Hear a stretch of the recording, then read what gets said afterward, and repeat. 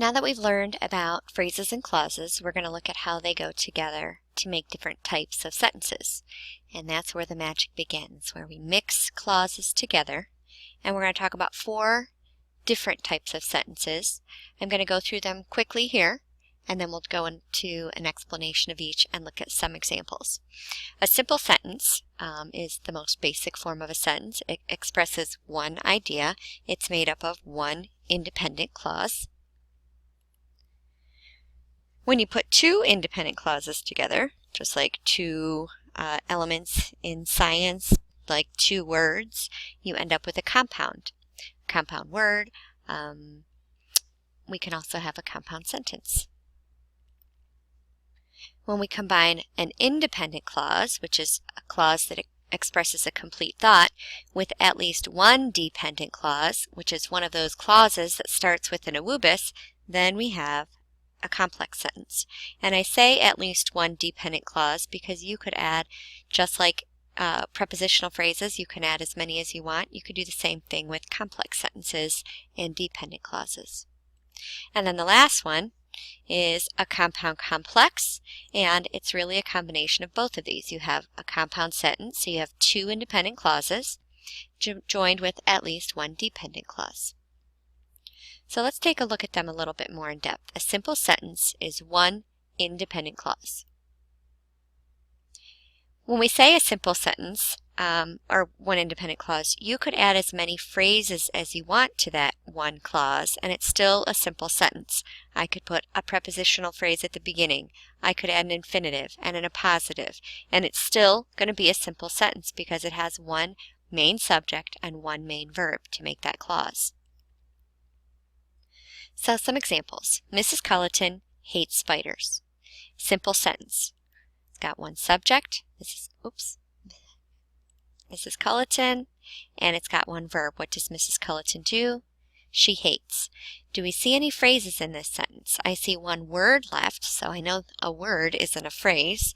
This is just a direct object. It completes the thought of that action verb. Because of her fear, she will never go camping. Subject is she, and what is it saying? She will go. She will go camping. I do see a clause or a phrase at the beginning of this. This is a prepositional phrase. Because of, and then the noun at the end, fear, but because it only has one subject and one verb, it's a independent clause, so it's a simple sentence. Spiders, 8-legged man-eating monsters, haunt her dreams. The subject is spiders. What do the spiders do? They haunt.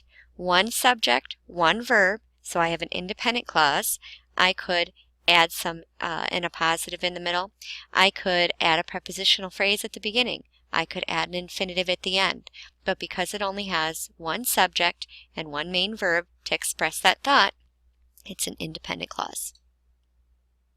Now, as you're going through the screencast, it's important that you do some of this labeling and writing things down in your notes or highlighting them to make sure that you will remember them and understand them.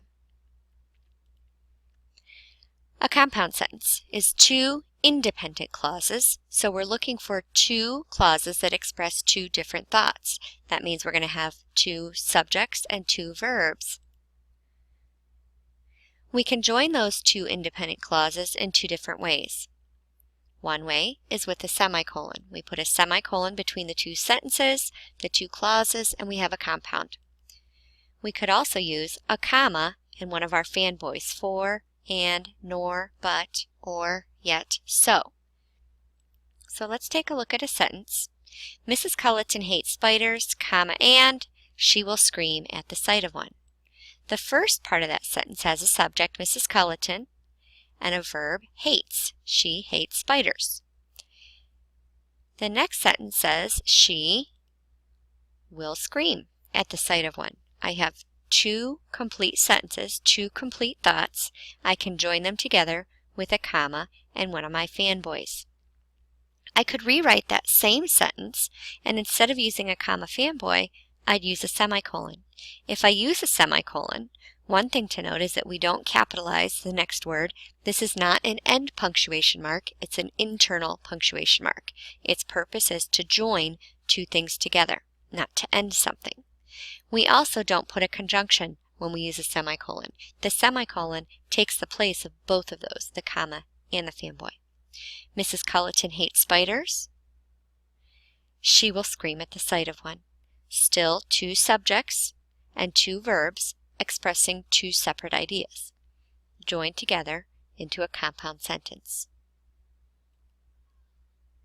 Now I could have a complex sentence. I could take one independent thought and join it with a dependent clause. The dependent clause could be at the beginning, the middle, or the end of the sentence. It doesn't matter at all. If it's at the beginning of the sentence, though, it has to have a comma. It's one of those introductory clauses, just like an introductory prepositional phrase. If she sees a spider in her room, comma, Mrs. Culleton will scream. I've underlined and bold printed this part of the sentence that starts with the awubis, my dependent clause. It has a subject in it. She. What does she do? She sees. But because I put that little word if there, if I read this clause by itself, it doesn't express a complete thought. If she sees a spider in her room. It doesn't make any sense until I attach it to this dependent clause. Mrs. Culleton will scream. Oops.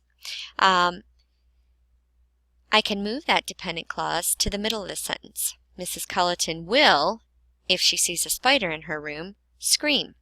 Same dependent clause, still have one subject and one verb in my independent clause, and then I still have this one that starts with an awubis, if she sees a spider in her room.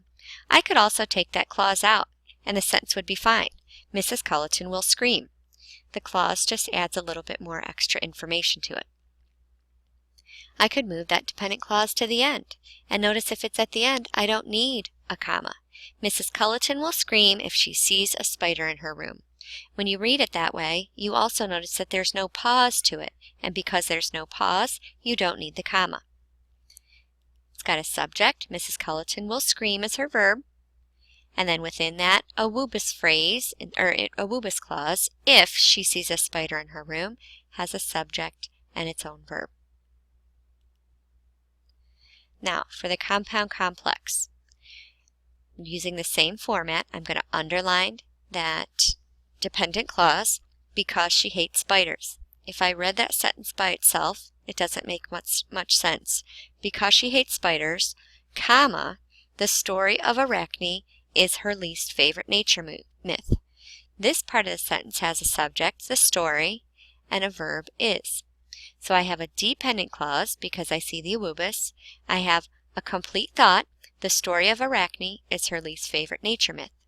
Then I wanted to add another complete sentence to that, another complete thought, so I joined it with a comma and a fanboy.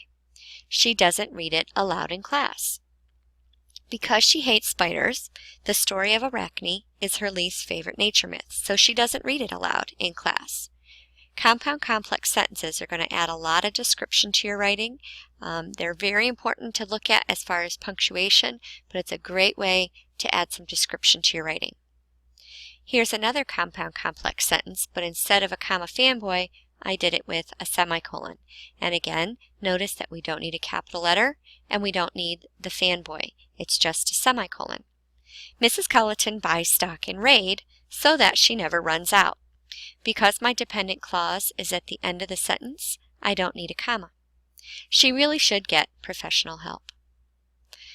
All right, so now we've looked at phrases and clauses and we've looked at the different types of sentences. We're going to do some practice at identifying these, and our ultimate goal is going to be, of course, to get some of our writing to reflect each of these different types of sentences so that we have varied writing style.